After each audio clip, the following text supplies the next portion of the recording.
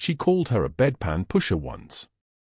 That was in month 3, when Elena Martinez still made the mistake of suggesting safer protocols in a room full of residents.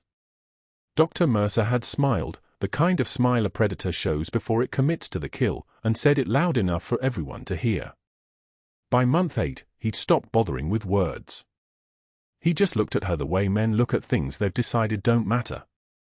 Elena moved through the Seattle General ICU like water through a sieve. Present. Unnoticed. Her navy scrubs were always clean, her dark hair always pulled back so tight it seemed to pull the doubt from her face. She never lingered at the nurse's station. Never joined the break room conversations about weekend plans or bad Tinder dates. Never made eye contact longer than professionalism required. The other nurses had stopped trying to include her around month 2. Some people, they decided, just prefer the silence. What they didn't see was the way her hands moved when starting and fall line, the kind of precision that belonged in an operating theater under fluorescent lights and anesthesia, not a patient's arm at 2 in the morning. What they didn't see was the faint surgical scar that ran from her left wrist to her elbow, silver white and decades old. What they didn't see was the way she favored her left leg when the shift ran long, a barely perceptible hitch in her gait that disappeared when she needed it to. She arrived at Seattle General on a Tuesday in February. The ICU was understaffed that week, someone was always leaving, always burning out, always discovering they couldn't handle the broken bodies and the families who wanted miracles the hospital couldn't sell. Elena had filled the gap the way she filled every gap in her life, without explanation, without fanfare, without asking for recognition. Her background check cleared in 4 days.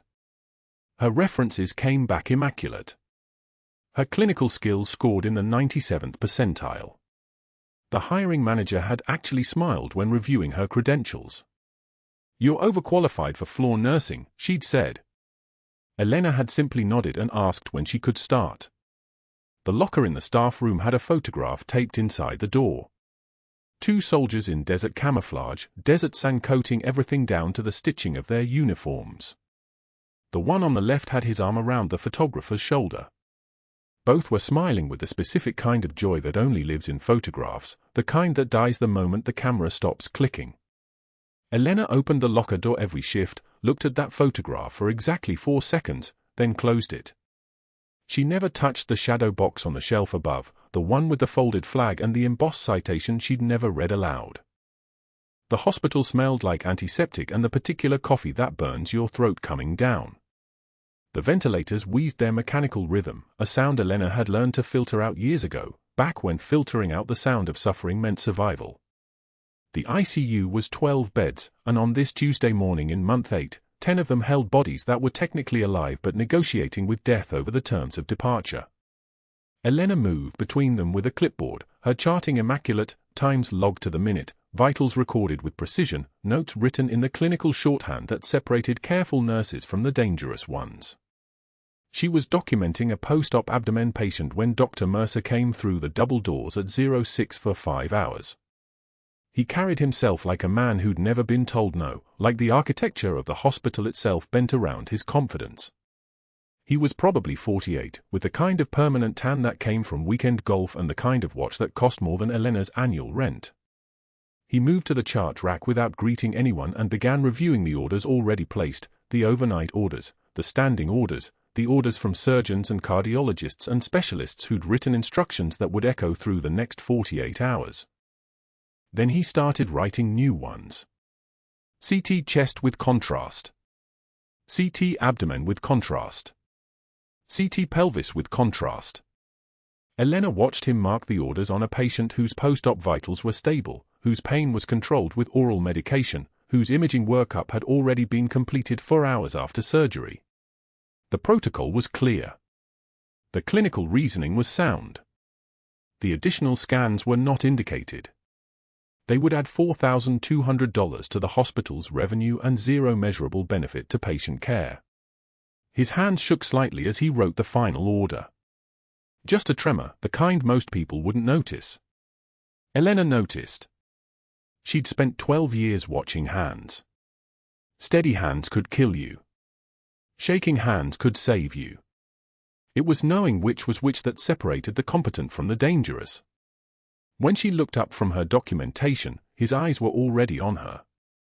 Dr. Mercer was reviewing the CT orders on room 614 when Elena passed him in the corridor 3 hours later. He'd pulled up imaging from a patient who'd come in yesterday for a simple procedure, something that should have required a baseline chest X-ray, standard protocol. Instead, his notes showed he'd ordered a full CT chest, CT abdomen, and CT pelvis. The radiology tech had flagged the ordering as questionable at 1,200 hours. Dr. Mercer had responded with a note that read, "At risk for post-operative complications." Imaging indicated there were no complications. The patient was 24 years old. The procedure had been uncomplicated.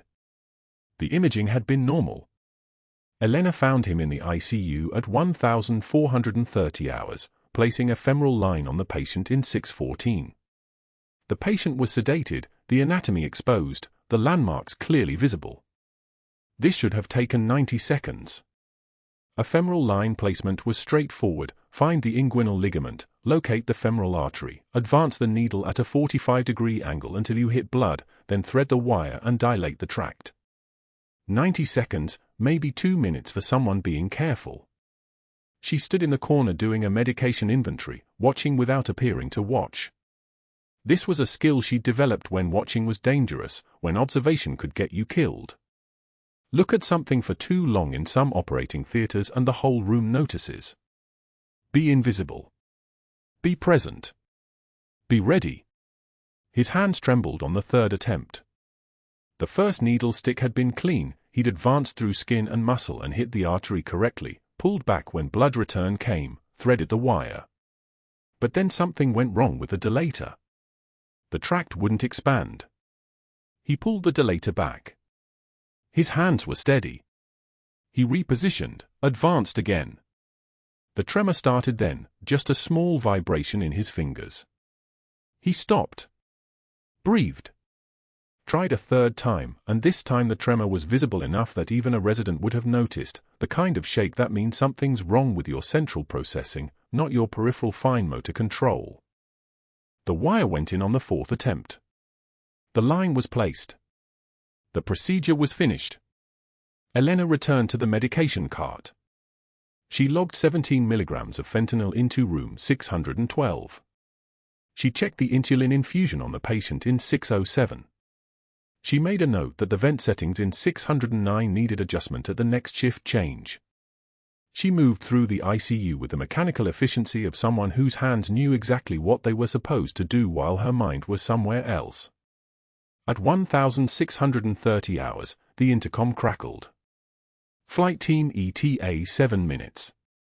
Preparing Trauma Bay 1. Elena's hand stopped moving. Every hand in the ICU stopped moving. The announcement came again, Level 1 activation. Incoming Marine Commander. Multiple trauma. Landstuhl to Raleigh direct. Flight Team ETA 7 minutes.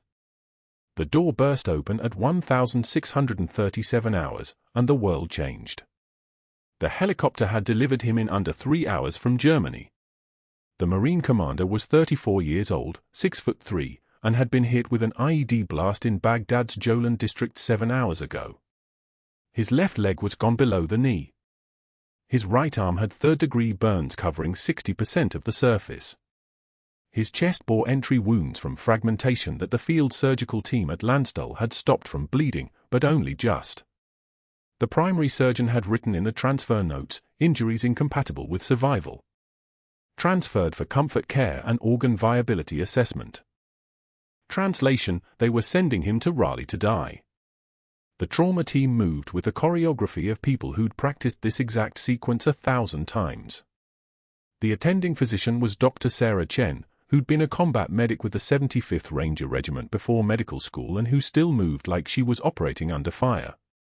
She cut away the bandages with trauma shears while her resident started 2 more fours and another nurse positioned the patient under the warming lights.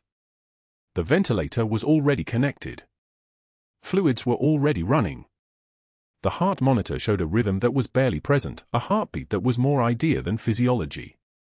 "Let's get imaging," Dr. Chen said. It wasn't a request. Elena watched from the doorway. She wasn't assigned to this patient. She wasn't part of the trauma team. She had no clinical reason to be here. But her body had moved to this space anyway, the way bodies move when they recognize something that matters.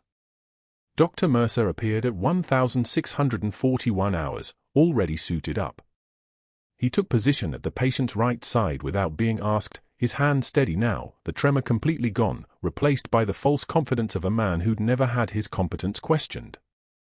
Elena watched his eye scan the patient's injuries, assess the vital signs, calculate the probability of survival.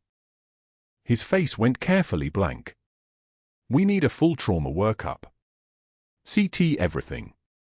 "He's unstable," Dr. Chen said. She didn't look up from the central line she was placing. "Moving him to imaging will crash him. Then we crash him in CT instead of here. Get the imaging." Dr. Chen's jaw tightened. She was the attending. She had final say. But hospital politics meant something, and Dr. Mercer's position meant more than her expertise. She nodded to the resident, who began disconnecting the patient for transport. Elena's left hand pressed against the scar on her forearm. Pain was information. That's what her first sergeant had told her 12 years ago in a building that no longer existed in a city that was trying very hard to forget why Americans had been there at all. Pain was information, and right now her body was screaming that something was very wrong with this equation. The Marine commander's O2 saturation was 78. The conference room at Seattle General held 30 staff members, residents, interns, nurses, respiratory therapists, all seated in rows facing a projection screen. The fluorescent lights hummed their mechanical drone overhead, casting everything in a pale clinical white. Elena stood at the back wall, her badge clipped to her scrub pocket, arms folded loosely at her sides. The posture of someone trying not to occupy space. Dr. Mercer stood beside the projection screen, laser pointer in hand, his tailored white coat pristine as fresh snow. He clicked to the next slide, Elena's charting from 3 days prior, magnified on the wall for every eye in the room to study. Her handwriting filled the screen in clinical shorthand, vital signs in orderly columns, assessment notes in her precise print. "This," Mercer said, circling a section of her notes with the red laser dot, "is what dangerous incompetence looks like." The light traced her words like an accusation. Vague documentation. Unauthorized assessments. A nurse who apparently believes she earned a medical degree between her shift breaks. He turned to face the residents, his smile sharp as a scalpel. "Ms. Martinez has taken it upon herself to question my diagnostic orders. Not to clarify them. Not to understand them. To question them." The laser point danced across another section. Perhaps she confused her nursing credentials with a physician's license. Laughter rippled through the room, nervous at first, then bolder. A few residents exchanged glances. The younger intern scribbled notes. Elena's face remained a mask. Her eyes, dark and unblinking, locked onto Mercer's face with the flat, arctic stare of someone watching a target through a rifle scope. No anger in that gaze. No hurt. Just observation. Calculation. Mercer held her stare for a moment. Something flickered across his expression, a twitch at the corner of his mouth, gone as quickly as it appeared. He turned back to the screen. "The lesson here, people, is institutional hierarchy. Orders come from attending physicians. Documentation comes from nursing staff. Questions come from no one until the attending asks for them." He clicked to the next slide. "There is a protocol for a reason." The presentation continued for another 15 minutes. Elena did not move.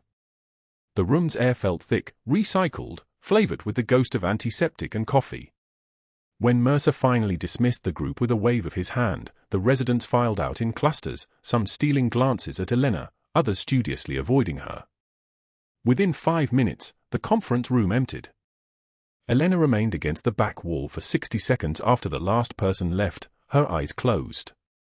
Then she turned and walked out, her footsteps barely audible on the tile. That afternoon, she was alone at the vending machine on the third floor, feeding dollar bills into the slot with mechanical precision. The hallway behind her was narrow, a tributary off the main corridor where foot traffic was light. She had chosen this time deliberately, 2:17 p.m., when most of the medical staff was in patient rounds and the nursing station would be brief. Quiet. She pressed the button for green tea. The footsteps came from behind. She heard him before she saw him, the distinctive stride of someone moving with purpose. Mercer appeared beside her as the vending machine whirred and dropped the tea into the bin below. For other people occupied the hallway, 2 nurses reviewing a chart, a resident on his phone, a respiratory therapist checking his watch. All of them suddenly occupied with something that required their absolute attention. Elena. Mercer's voice was conversational, almost friendly. I wanted to check in with you about something. He leaned against the wall beside the machine, angling his body toward her. I've noticed you questioning my CT orders again. The commander's imaging from admission, 3 scans in 12 hours. You made a comment to Dr. Chen about unnecessary radiation exposure. Elena retrieved the tea from the bin and straightened, the can cool and smooth in her hand. I understand you have concerns, Mercer continued, his voice still low and reasonable, the voice of a man explaining something to a confused child. But maybe you should stick to bedpans and let the actual doctors handle diagnostic decisions. You're a competent floor nurse, Elena. Good with patient comfort, decent with drains and lines. But medicine, the thinking part, that's above your pay grade. He smiled. The smile was the worst part. It was kind. It was patronizing. It was designed to be witnessed by the 4 people who were definitely listening to every word while pretending not to. Just some friendly advice. The hallway went perfectly, absolutely silent. Elena stood motionless, the green tea compressed against her thigh. Her head turned slowly toward Mercer. Her dark eyes fixed on his face. The stare was not angry. Anger would have been a mercy for him, anger would mean she saw him as a threat. This was something else. This was the stare of a person measuring a distance. Calculating angles. The stare of someone who had already moved past the present moment into the mathematics of what came next. 5 seconds of silence stretched between them like a taut cable. When Elena spoke, her voice was quiet. A whisper, really. But the hallway had become so silent that a whisper carried like a shout. Your hand shook through that entire femoral line placement yesterday. Room 614. 1,430 hours. 3 attempts. She paused, letting the word settle. The patient's chart shows the timestamps. The second and third attempts were listed as difficult access. The resident working with you requested assistance from Dr. Kowalski, who completed the procedure on the 4th attempt. Your tremor was documented. Mercer's face lost color. Not gradually. All at once, like someone had opened a drain. Elena turned and walked away with parade ground precision, each step the same length, her posture erect, her gaze fixed forward. She did not look back. She did not need to. She could feel the silence behind her like a physical thing, feel the weight of 4 witnesses suddenly understanding that they had just watched something shift in the architecture of the hospital. The green tea in her hand was perfectly still despite the fact that her body was moving. It was the drink of someone whose hands did not shake. The rest of that afternoon, Mercer did not appear in the ICU. At 4:45 p.m., Elena was restocking supplies in the trauma bay when she heard the intercom crackle, trauma alert. Incoming helicopter. ETA 8 minutes. Marine Corps personnel. Blast injury. She did not look up from the cabinet she was organizing. But something in her body shifted, the subtle hardening of muscle, the slight elevation of breath. Pain was information, and right now her body was screaming that something was very wrong with this equation. The Marine commander's O2 saturation was 78. A single blast in Baghdad could create wound patterns that no CT scan would fully capture until the patient was on the table, bleeding, requiring decisions made in seconds instead of hours. That evening, after the trauma had passed and the patient had been moved to surgical ICU, Mercer cornered Elena near the supply room. The space was narrow, lined with ventilators and 4 pumps and cardboard boxes. The fluorescent lights flickered slightly, creating a strobe effect that made everything feel like it was happening in a series of still photographs rather than one continuous moment. "You're making a mistake challenging me, sweetheart." His voice was low, urgent, stripped of the performative kindness from the vending machine. This was the real Mercer now, the one who understood that he had been struck and was calculating his response. "One more incident like that and I'll have security escort you out." Insubordination. Questioning physician judgment in front of staff. "I can make it stick." Elena's response was a single nod. Her eyes were empty, not cold, which would suggest the presence of feeling. Empty. The way a rifle scope is empty. The way a surgical blade is empty. Mercer waited for her to speak. She did not. He left, his footsteps echoing off the tile like a man walking away from a battlefield he had not anticipated being on. That night, from his office on the 4th floor, Dr. Mercer made 3 phone calls. The first was to the hospital administrator. The second was to the chief of radiology. The third was to HR. In each conversation, his voice was careful, measured, professional. He was documenting. He was building. He was doing what competent men do when they had been insulted in public. He was preparing to remove the insult from the equation entirely. At 11:17 p.m., Elena sat in the break room, staring at a cup of coffee that had gone cold an hour ago. Her phone was dark. Her hands were steady. The folded flag from a fallen teammate sat in her locker downstairs, wrapped in plastic, a thing that belonged to a woman who no longer technically existed. The intercom crackled. Code blue. Trauma Bay 4. All available personnel stat. Elena rose without hurrying. She left the coffee where it was. By the time she reached the trauma bay, the chaos had already begun, the commander's second collapse in 6 hours, his blood pressure dropping into the danger zone, the ventilator fighting against stiffening lungs. Dr. Mercer was already there, and so were 4 other doctors, Dr. Chen, Dr. Patel, Dr. Reeves, and Dr. Kowalski. 5 doctors surrounding 1 patient. 5 doctors who would, over the next 12 hours, refuse to attempt the procedure that Elena would eventually have to perform alone, cracking ribs and manually compressing a heart, her hands moving through muscle and bone with the precision of someone who had done this in a war zone. But that was the future. That was coming. Right now, there was only the present moment and the sound of Dr. Mercer's voice giving orders, his hands trembling slightly as he reached for the defibrillator pads. Elena moved into position. The trauma bay doors slammed open and the Marine commander came through on a stretcher, his left leg gone below the knee, his chest wrapped in field dressings already soaked dark red.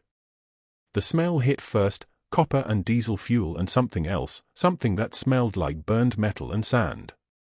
Elena moved before anyone called her name. Her hands were already reaching for the trauma shears hanging from her neck on a cord, the blades worn silver from 1,000 cuts, the word Reaper etched into the handle in letters only 3 people in the world could read.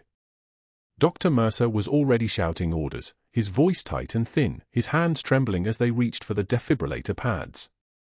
The attending physician, Dr. Raymond Chen, a quiet man with grey threading through his beard who'd served as an army combat medic for 6 years before going to medical school, was already doing compressions, his shoulders flexing with the rhythm, his jaw locked.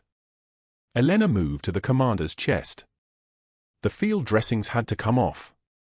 1, 2, 3 cuts, and the gauze fell away, and what lay beneath was chaos, blood pooling, ribs visible, a chest wound packed with what looked like military-grade trauma gauze.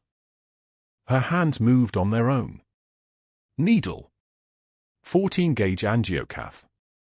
Second intercostal space, mid-clavicular line. The needle went in, and the hiss of air escaping sounded like a pressure valve releasing, like a breath being let out after being held for too long. The commander's oxygen saturation climbed. 91. 94. 97. The room filled with the sound of the monitor, the steady beeping returning to something closer to rhythm, and that's when Dr. Chen stopped moving. His hands froze mid-compression. He was staring at Elena's hands, at the way her fingers were positioned, at the exact angle of her wrist, at the three-point pressure technique she'd used without thinking, without calculation, the way a person moves only after 1,000 repetitions have made the movement part of their spine. Only one unit worked intersections in Baghdad with that exact three-point technique, Dr. Chen said. His voice was very quiet. He didn't finish the sentence out loud. He didn't have to. His eyes met Elena's for exactly 2 seconds, and in those 2 seconds something shifted in the trauma bay, some recognition passing between them like a current of electricity. Then he was moving again, finishing the compressions, and Elena was already calling for the next medication, her voice level and controlled, pulling the 1 milligram epinephrine from the crash cart and pushing it through the 4-line without hesitation. They got the commander's heart back. Sinus rhythm, strong, the monitors settling into a steady rhythm that made everyone in the trauma bay breathe again. His BP was still low, 70/40, but it was climbing, and his oxygen saturation held steady at 98%. They transported him to the ICU, Elena moving with the stretcher, her hand still steady, her mind already calculating what would come next, what his body would do over the next 12 hours, what would break down and what would hold. The first crash came at 0300 hours. Elena was sitting at the nurse's station when the monitors started screaming, a high-pitched alarm that meant VFib, that meant the commander's heart was misfiring, seizing, dying. She moved without calling the code.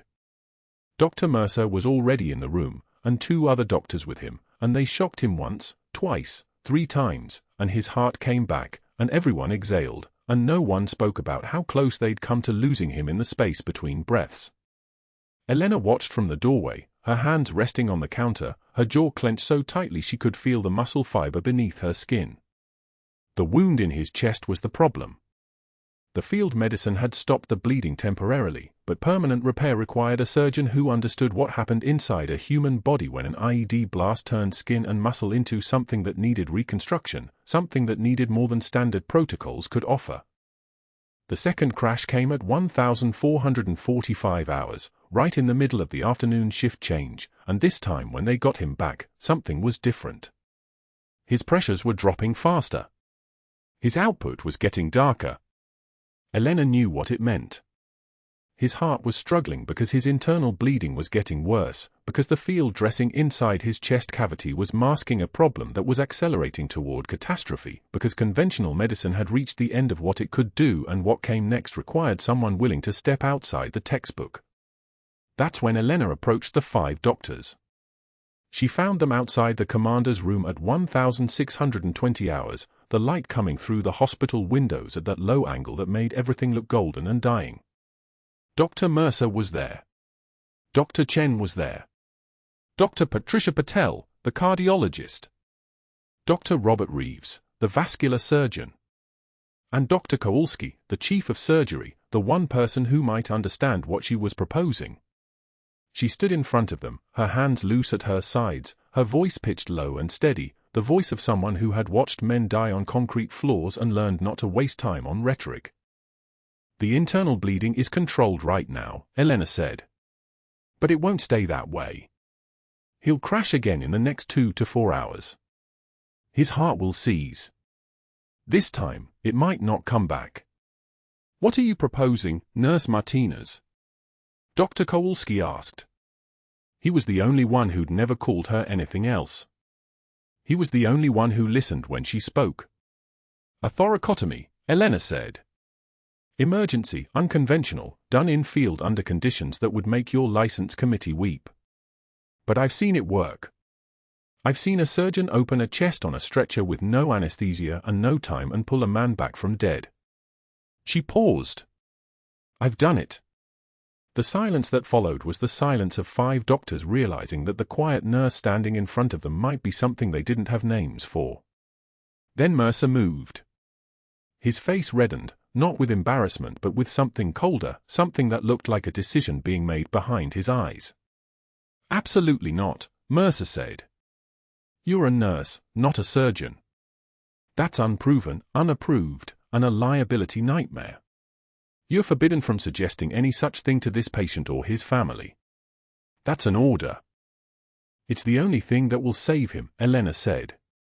Step back, Nurse Martinez, Dr. Patel said. She didn't meet Elena's eyes. We can't authorize experimental procedures on a patient without evidence, without protocol, without actually trying anything that might work, Elena said. Her voice didn't change. It didn't crack. It didn't rise. It got quieter. You understand that? I won't put my license on the line, Dr. Reeves said. He was already turning away, already walking toward the elevators. We'll monitor him. We'll keep him stable. We'll hope his body heals on its own. Dr. Patel nodded and followed Reeves, and that left only Kowalski, the chief of surgery, the man who'd trained for 20 years to make exactly these kinds of decisions. He looked at the commander's room. He looked at the monitors. He looked at Elena, and his eyes were kind, which somehow made it worse. I can't authorize it without evidence, Kowalski said finally. I'm sorry. I truly am. But my hands are tied. Elena's hands clenched once, then released. 5 doctors. 5 refusals. The room felt like it was tilting, like the gravity was shifting, like the ground was becoming something unreliable. She could see the commander's room through the glass partition. The monitors showed his heart rate climbing, 102, 108, 115. His oxygen saturation was dropping. His pressures were falling. The window was closing. Not in hours. In minutes. Mercer was already making calls. Elena watched him from the hallway, watched him pull his phone from his pocket and dial, watched his lips move in words she couldn't hear but whose meaning was clear. The first call went to someone Elena recognized by the way his face changed, Human Resources, the department that terminated people, the department that made inconvenient employees disappear. The second call went to legal. The third call went somewhere else, somewhere that made his shoulders relax, made his smile emerge like a predator's smile, the kind of smile that comes only when a threat is being neutralized.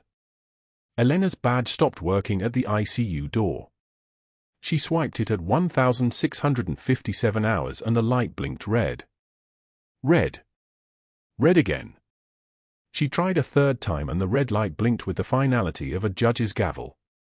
Security was already moving, a tall man with a radio who looked apologetic but professional, who didn't touch her but whose presence meant the same thing as a touch would have. I'm being reassigned, Elena said. Not a question. As of 1,600 hours, you're transferred to pediatrics, the security guard confirmed. Your badge access to the ICU has been revoked. Those are the orders. Elena could see through the glass. She could see the commander's monitors. She could see the numbers spinning downward, O2 sat 89, heart rate 128, BP 68/32. She could see Dr. Mercer emerging from the stairwell, moving toward the commander's room, moving toward the decision that would seal everything that came next. He passed Elena without looking at her, and that was worse somehow than looking. The smile on his face was professional. Cold. Certain. He knew what he'd done. He knew the commander would crash within the hour, and he knew that Elena couldn't do anything about it from pediatrics. Go on now, the security guard said, not unkindly. They're waiting for you downstairs. Elena turned away from the glass. She walked past the security guard. She walked toward the elevators, and the hallway stretched out in front of her like something infinite, and behind her, very far behind her now, the monitors from the commander's room screamed out their ascending alarms, the sound of a man's body beginning its final descent, the sound of everything she couldn't stop, the sound of the clock running out. The elevator doors opened. She stepped inside. The doors closed, and the last thing Elena heard before the mechanical silence swallowed everything was the flatlining beep of a monitor that had just lost its last thread of electrical will. But that wasn't the worst part. That wasn't the moment when everything changed. That moment was still coming, still moving toward her like an enemy convoy in the distance, like something that couldn't be stopped, like something that was already written in blood on every wall she'd ever walked past. The heart monitor flatlined at 14:22. 12 minutes of chest compressions. 12 minutes of epinephrine pushes and defibrillation attempts. 12 minutes of 5 doctors, Mercer, Chen, Patel, Reeves, and Kowalski moving through the mechanical choreography of a code they'd already lost. The commander's chest rose and fell under their hands like a bellows pumping air into a corpse. His pupils were fixed. His skin had gone the color of wet concrete. Dr. Mercer glanced at the wall clock. The second hand swept past the 12. He exhaled slowly through his nose, the kind of breath a man makes when he's about to sign a death certificate. "That's enough," he said, his voice carrying the weight of finality. "Time of death, 14:22. Hands stilled." The ventilator wheezed on, indifferent. Dr. Chen stepped back first, peeling off his gloves with mechanical precision. Patel moved toward the four-pole to document medications. The code was finished. The commander was dead. The story was over. Except Elena heard it from 2 floors down. The overhead speaker had crackled, "Code Blue, ICU, Bed 4. Code Blue, ICU, Bed 4. And something in her spine had straightened like a rifle bolt locking into place. She was in pediatrics, changing a dressing on a 6-year-old's infected appendicitis wound, when the announcement came through. She'd stood motionless for exactly 2 seconds. Then her hands moved on their own. Stairs, not elevator. Faster. Her badge wouldn't unlock the ICU doors anymore. Mercer had seen to that when he'd reassigned her at noon, but she could slip through the east entrance during shift change. Her legs carried her up 2 flights like muscle memory, like every cell in her body already knew what was coming. She didn't think. Thinking was what civilians did. Soldiers moved. The ICU doors were heavy. She hit the east entrance as a junior resident was exiting, shoulder-checking him with enough force to knock the tablet from his hands. He didn't even shout. She was already past him, moving through the threshold with the fluid precision of someone who'd learned to move through doorways when doorways had bullets coming through them. The ICU was a study in surrender. 5 doctors standing around bed for like pallbearers. The commander's chest exposed, his body already beginning to cool under the fluorescent lights. The monitor still running, still producing the flat line that meant nothing now. That meant finished. Elena's eyes fixed on the code cart. On Mercer's hand moving toward the medication log. On the folding scalpel she'd kept in her scrub pocket for exactly this moment, the same scalpel she'd carried in Baghdad when gunfire made full surgical kits impossible, when working with 2 hands meant bleeding out in the dirt. She pulled it from her pocket and unfolded it in one motion. The blade caught the light. "Get out of my way." Her voice had changed. The pitch had dropped an octave. The timid nurse who apologized for existing had been replaced by something else, something with command authority threaded through every word like steel wire. Mercer grabbed her arm. His fingers dug into her bicep, the grip of a man who still believed he had authority over her, who still believed she was someone who could be controlled. "You're fired if you touch him," he said. Not a threat. A statement of fact. As if it mattered. As if anything mattered except the flat line and the moment ticking past. Elena yanked her arm free with a movement that sent Mercer stumbling backward into Patel, who caught him with a grunt of surprise. She stepped to the bedside and made the incision, a single long stroke from the sternum to the axilla, precise and brutal. Blood well dark as wine. The chest was cracked with her bare hands. Not surgical, combat. The force of someone who'd done this in a bombed-out field clinic while mortars walked up the street outside, who'd done this on a man with half his thorax missing, who'd done this because the alternative was a flag in a box and a 17-year-old boy learning to hate. The ribs separated with a wet sound like breaking bamboo. Her hand went into the chest cavity, found the heart, flaccid and useless, and began to compress it against the rigid wall of the pericardium. Epi, now. Not a request. A command. Internal paddles. Move. 2 residents moved before their brains caught up with their bodies. Muscle memory. Combat training encoded so deep it transcended the hospital hierarchy. A voice like hers didn't come from a nurse. It came from something higher up the chain. Mercer was shouting now, his voice high and fractured, reaching for her shoulder. Dr. Kowalski moved to block him, a small pivot, a subtle repositioning of his body between them. "Wait," he said quietly. "Look at the monitor." The flat line twitched. Once. A PVC. Then another. Elena's hands continued their mechanical rhythm, internal cardiac massage applied with the precision of someone who'd measured her life in heartbeats kept alive. 30 seconds. The heart fluttered beneath her palms like something learning to wake up. 40 seconds. The rhythm cohered. A sinus beat. Another. The monitor registered the change with a single clear beep, then another, building into something that resembled a rhythm. The commander's heart held. Elena stepped back from the bed, her hands dripping blood. She didn't look at Mercer. She looked at the monitor. At the numbers climbing on the O2 saturation readout. At the pulse tracing itself across the screen like a signature on a document that meant he was alive, which meant she'd done it, which meant she'd violated everything and won anyway.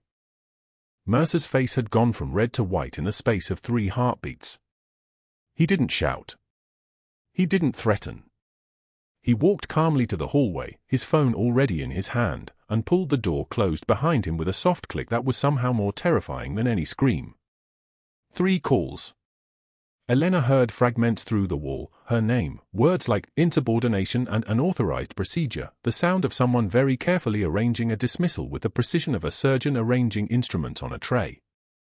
She closed the commander's chest with steady hands while the residents worked around her, verifying me for access, adjusting the ventilator, performing the 100 small tasks that meant he was staying.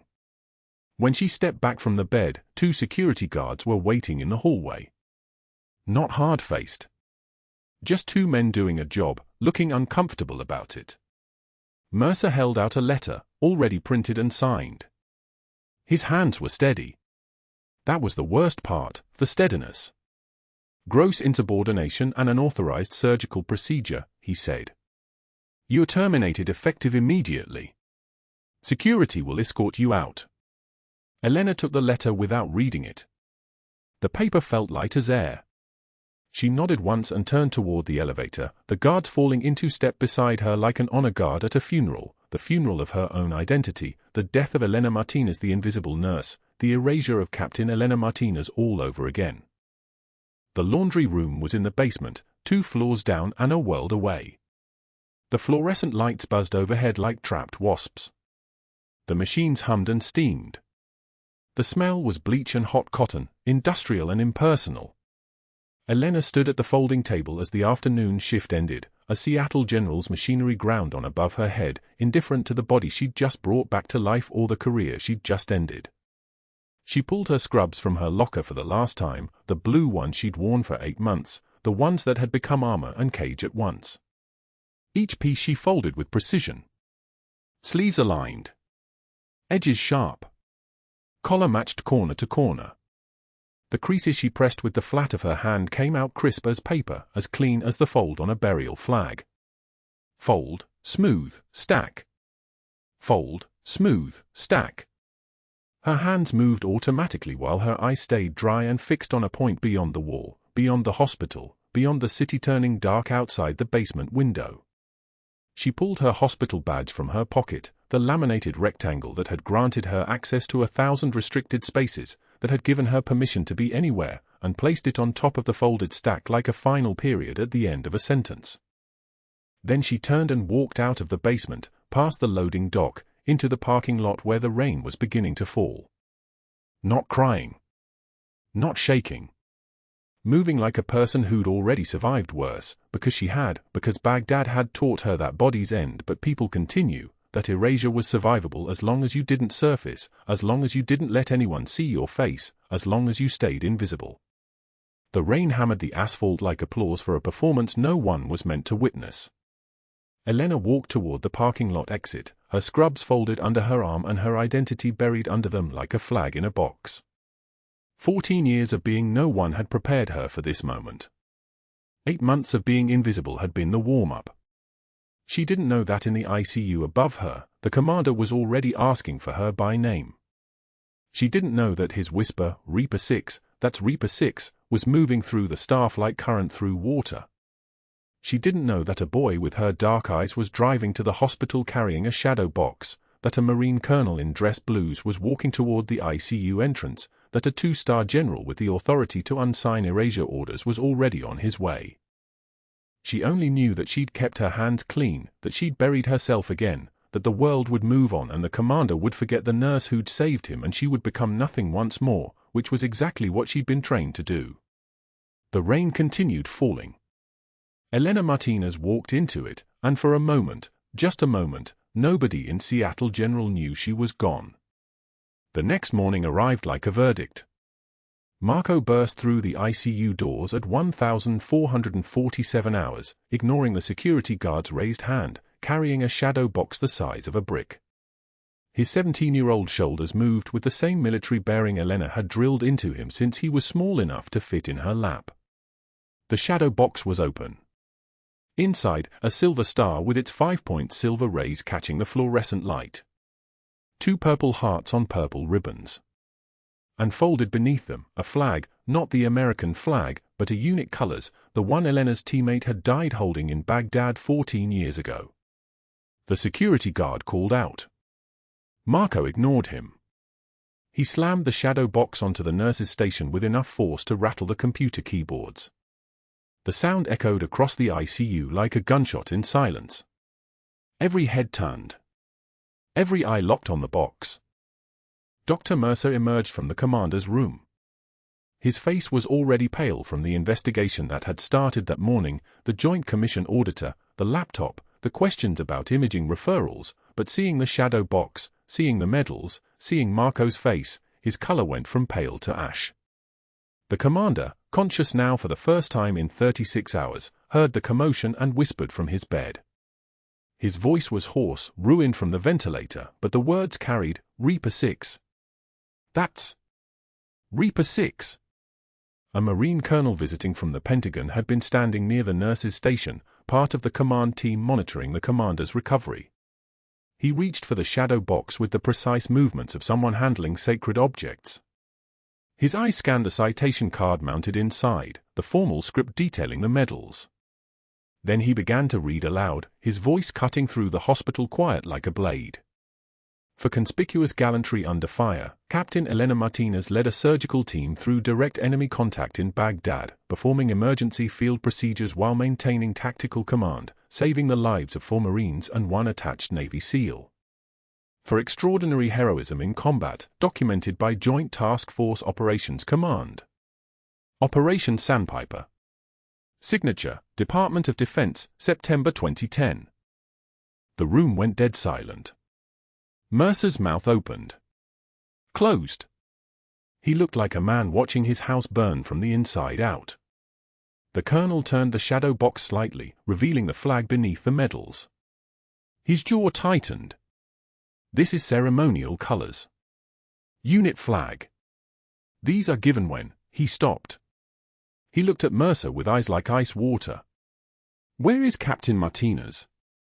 She was terminated. Mercer's voice came out strangled. Unauthorized procedures. Hospital protocol clearly states. The ICU doors opened. A 2-star general in dress uniform entered with the kind of presence that made the air pressure change. Everything about him read Pentagon, precisely creased uniform, shoes that reflected light, the weight of command hanging from his shoulders like invisible armor. He moved directly to the shadow box. He stood before it in silence for 3 seconds. Then his right hand came up. A salute. Formal, perfect, the kind of salute you give to someone who held your life in their hands. I signed her erasure orders, the general said quietly. Operation Sandpiper Compromise. She was officially dead in every database. Every record. His eyes moved from the medals to Mercer, and the temperature in the room seemed to drop 10 degrees. I can unsign those orders. In fact, I already have. Captain Martinez is reinstated as of 0600 this morning, with full rank recognition, back pay, and a position waiting for her at Portsmouth Naval Hospital. The Navy appreciates her service. We always have. Mercer's hands began to tremble. The general turned to the colonel. Dr. Mercer filed a formal complaint against Captain Martinez for performing an unauthorized thoracic procedure on this patient. He gestured to the commander. That complaint triggered an automatic Joint Commission review of his patient care decisions. 8 months of records. 47 CT scan orders through a single imaging center. $112,000 in imaging referrals. $64,000 in secondary neuroimaging.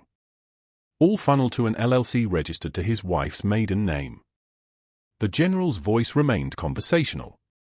Calm. Which made it somehow more devastating than any shout. The imaging center in question has already provided documentation of $340,000 in kickback payments. The FBI is currently reviewing his medical board applications, his hospital contracts, and his professional licensing. So I would suggest, Dr. Mercer, that you speak to your attorney before you speak to anyone else. Within 48 hours, the consequences arrived like an avalanche in slow motion. The Joint Commission investigator, a woman named Dr. Sarah Kowalski with 30 years of medical compliance experience, sat across from Mercer with her federal laptop open. Her fingers moved across the keyboard with the precision of someone who had done this 1,000 times. Your own complaint against Captain Martinez provided the legal trigger for this audit, she said, not looking up. We were already suspicious about the imaging pattern, but your formal complaint made it procedurally mandatory that we review your entire patient care file. Everything you documented in writing has now become evidence. Every disciplinary note. Every call to HR. Every instruction to remove her from critical patients. Documented. Logged. Time-stamped. Mercer's strategic competence, the same quality that had made him dangerous to Elena, became his absolute destruction. Every calculated move, every political alliance, every carefully placed phone call to administrators and hospital board members, all of it now evidence in a federal investigation. By hour 36, the medical board suspended his license. By hour 42, the hospital's legal team informed him that his employment was terminated for cause and that he should expect both civil and criminal proceedings. The irony hung in the air thick enough to choke on. The termination letter Elena had received was now being served on him by the same HR director, the same security team, the same institutional machinery he had weaponized against her. His office was cleared by 1600 hours.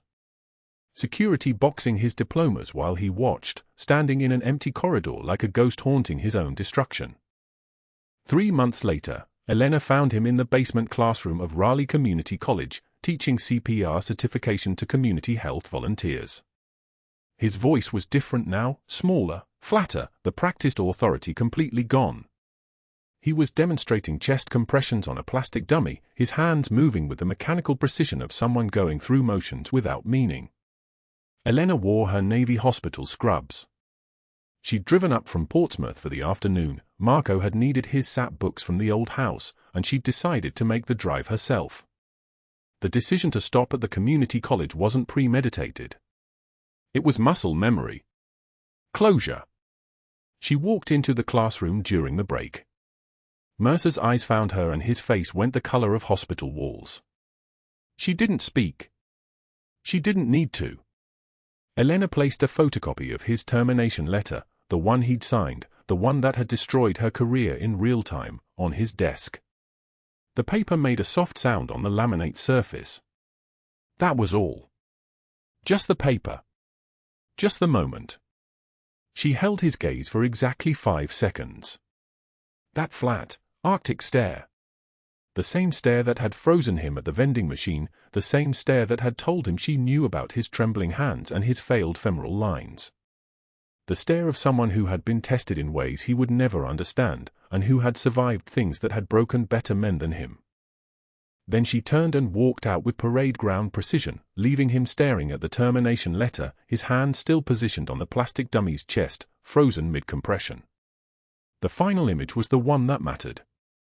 Elena, back in Portsmouth Naval Hospital, in her office on the 3rd floor of the surgical wing. The shadow box was mounted on the wall behind her desk, the silver star, the purple hearts, the folded flag from her teammate catching afternoon light like a promise. 17 years she had carried that flag. 17 years of burial, of invisibility, of pushing bedpans and accepting insults and keeping her hands from shaking. The hallway outside her office was empty except for one figure. The commander, walking with only a slight limp now, dress uniform pressed sharp enough to cut, moved down the corridor toward her open door. He stopped at the threshold. He rendered a salute. Not a casual military acknowledgement, but a formal parade ground salute, the kind reserved for senior officers and people who had saved your life. Every muscle in his body straight. Every movement precise. The kind of salute that says everything words cannot. Elena returned it. Her hand came up, the movement fluid and certain, and held the salute for 2 seconds before lowering. The corner of her mouth moved, not quite a smile, but something close to one. Something that suggested the possibility of becoming human again after so long being a ghost. Semper Fi, the commander said. Always faithful, Elena replied, her voice quiet but carrying through the hospital corridor like a benediction. Behind him, visible through the ICU glass partition, Marco stood in Navy ROTC uniform talking with the 2-star general. A new generation stepping forward. A cycle complete. Sometimes the bravest warriors carry stethoscopes, not guns. Sometimes they wear scrubs instead of dress uniforms. Sometimes they save lives in the dark, asking for nothing in return except the chance to matter, to be seen, to be remembered as something more than a name erased from a database. Elena Martinez had been buried by her government and resurrected by the man she saved. She had walked through humiliation with her head up and through fire without flinching. She had faced 5 doctors and won. She had faced Dr. Mercer and erased him.